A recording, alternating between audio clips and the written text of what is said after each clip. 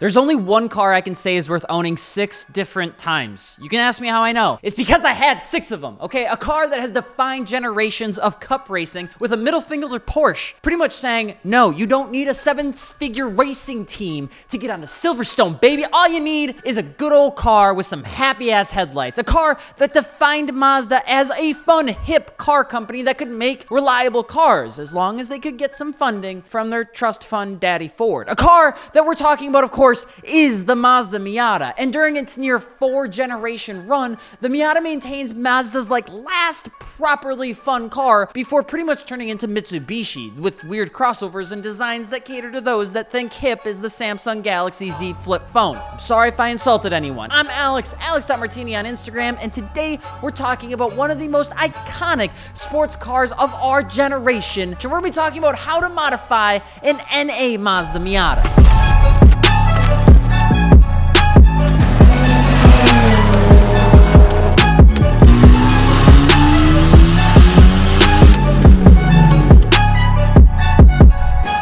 Mazda Miata, the official chicken tenders of pretty much every restaurant ever. By the way, if you're going into modifying one of these, and if you want to know how they were even gotten to this point, we need to know how they were birthed into this world. In 1989, Mazda was deliberately trying to create a new sports car that could be affordable, that could be more competitive in the market, that could take away the success that was happening in the British and the US market, more specifically just Britain. They were doing really good. The task wasn't only to use the British sports car success as a baseline for developing the Mazda Miata, but to keep it refined to Mazda's ethos of making it fun, practical, and affordable to all. And what we got was a car that focused on open-top driving experiences that pretty much maximized road connectivity rather than raw power, because that's expensive. The decision was intentional, by the way, to make the Miata the official pace car of slow cars everywhere, but we'll get into that in just a little bit. What Miata managed to produce and debut in 1989 at the Chicago Auto Show was a car that flipped the competitive market for sports cars pretty much right on its head, because as everything was getting more expensive, the Mazda Miata was pretty much the opposite. It was a good-looking, well-designed car that had insane handling, and it was fun. It maneuvered like a dream, and the best part about it was that it was cheap. $14,000 new. Okay, this would be about $32,000 in today's world. But to compare, the S2000 was released at $34,000 in 1999, which by today's standards would be $62,415. Same price as Toyota Supra. Okay, so right off the bat, the Miata cemented itself with a certain group of consumers that wanted something that was fun and didn't really give a about anything else. Mazda crushed this. In the 90s, Mazda was the name to be. Mazda Speed? Mazda who? Mazda Speed, baby. The Mazda sold over 34,000 units in its first year, earned loads of awards that made the front end smile even more than it already does, and caught the eyes of celebrities like Jay Leno, Richard Hammond, and even Tom Hanks, who would end up owning one at some period of their life. Speaking of those 3 people, I feel like I chose a pretty poor sample group, because the only person that would look normal in the car would probably be Richard Hammond. I mean, Mazda hit it. Over 400,000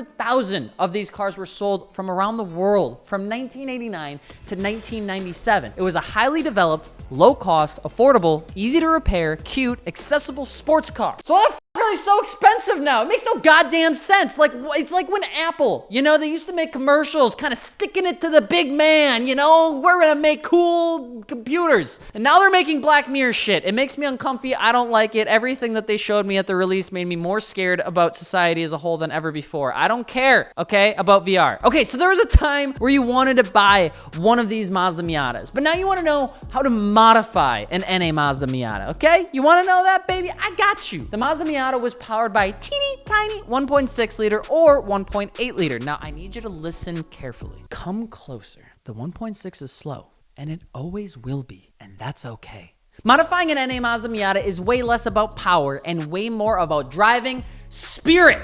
Anything that's gonna make it lighter, tighter, or more rigid is gonna make everything way more fun on this car. So start with the suspension and tires. Because Miatas used to be cheap, people used to modify them with cheap parts, okay? Just because it was built cheap doesn't mean you need to make it worse with more shitty parts. A lot of these cars came abused and they came with very poor parts. Please, for the love of God, stay away from the no-brand eBay coilovers and sway bars.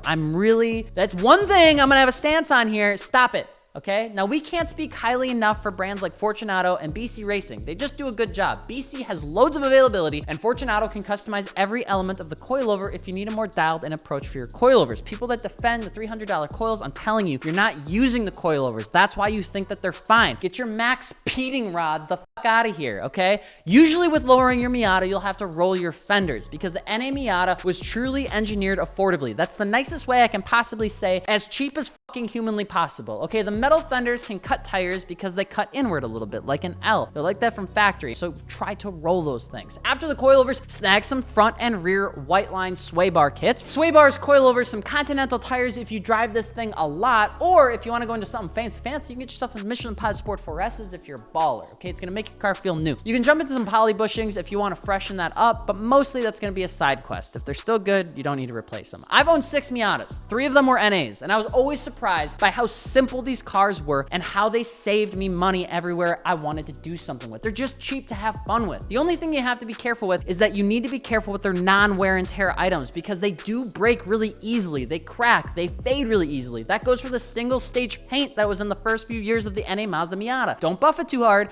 or you'll go through the paint. Ask me how I know. Be careful with the plastics. The molds were extremely thin, the plastic is thin. Careful with disassembly. Bolts will break because the bolt's metal isn't the greatest. Quality parts are the key on this platform, especially right now, because so many people love these cars. The 1.6 liter is a tough time to go into forced induction. Now the 1.8 liter, you can get a little bit more. There's an engine known as the BP. The 1.8 liter is in the Miata from the 94 to 97. It came with a forged crankshaft, piston oil squirters, an aluminum oil pan, and a whole bunch of other goodies. Now this, to me, is the engine you want to have in your Mazda Miata if you are about to enter the tune zone. The tune zone, baby. Let's go. These cars do great job in the tune zone, okay? The differential off the 1.8 liter is good, but the 1.6 liter, that shit will shear.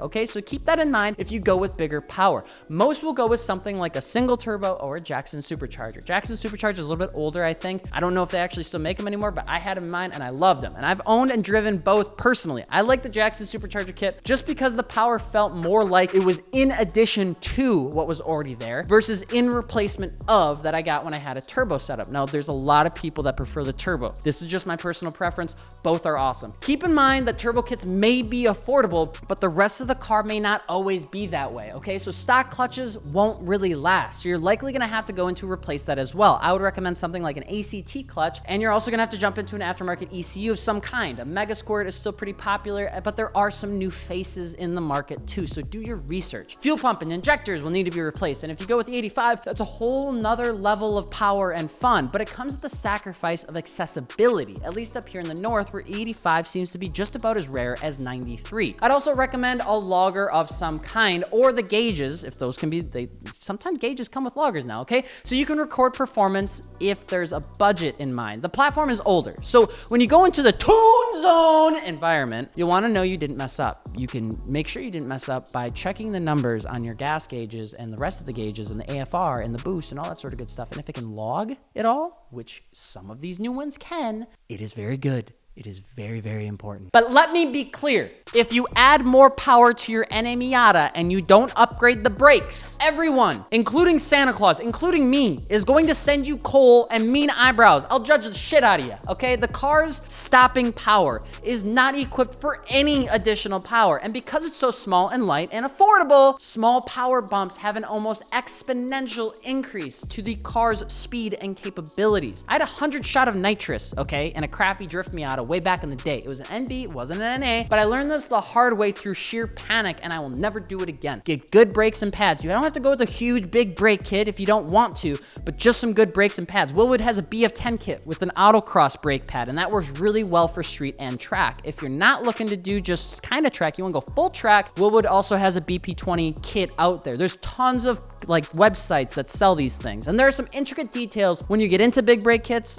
Settle down, okay, when it comes to wheel fitment. So if you do plan on going right into a big brake kit, keep that in mind. You're gonna wanna do that in tandem with your wheel purchase because fitment is a thing. So how do you modify an NA Mazda Miata? Easy, baby. okay? Get off the marketplace and go find a forum or a used car dealership where the NA Miata is more appropriately priced. Understand you're still gonna pay more. You're probably gonna spend like $7,500. If you're paying above $8,000 for a starter Miata right now, you're overpaying. I promise you, just get a 350Z at that point. From there, spend $1,000 and get everything cleaned up because it was 100% neglected at some point somewhere in its life, and you need to go spend some money to get it all brought up to snuff, okay? There's people here that you have to remember favored affordability when building these cars over everything else that goes into fluids, oil, paint correction, wiring, all that. There's something in there that's probably gonna be messed up, okay? Clear up the water issues that you have in the trunk and then go into deciding if you're gonna show your car or track your car. If you show it, spend some time on the fenders with a roller, get some solid fitment. Usually the 15-inch wheels are going to look the best on these things. Restore the headlights, get some status or Corbo seats,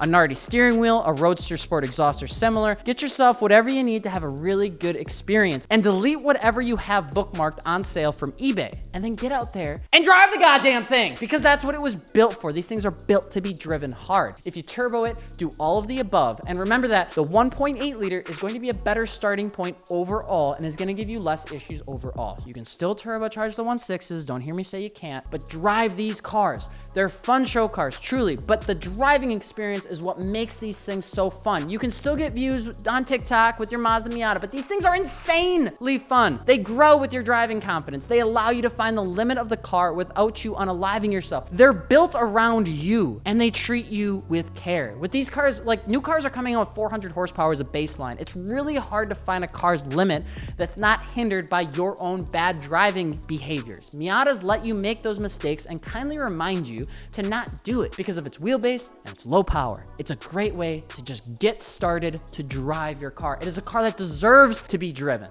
But even more importantly, if you plan to build your NA Mazda Miata, do it over at martiniworks.com, where you can learn how to build your Miata from people who already built their Miata. Check out our build threads over at martiniworks.com. Thank you guys and gals so much for the support and love. You can read up on some blogs if you want to. Let us know in the comment section what we should cover next, or if you have any feedback, and we'll see you on the next one. I'm Alex Martini with 2 underscores, because I forgot it at the beginning. We will see you later. Goodbye.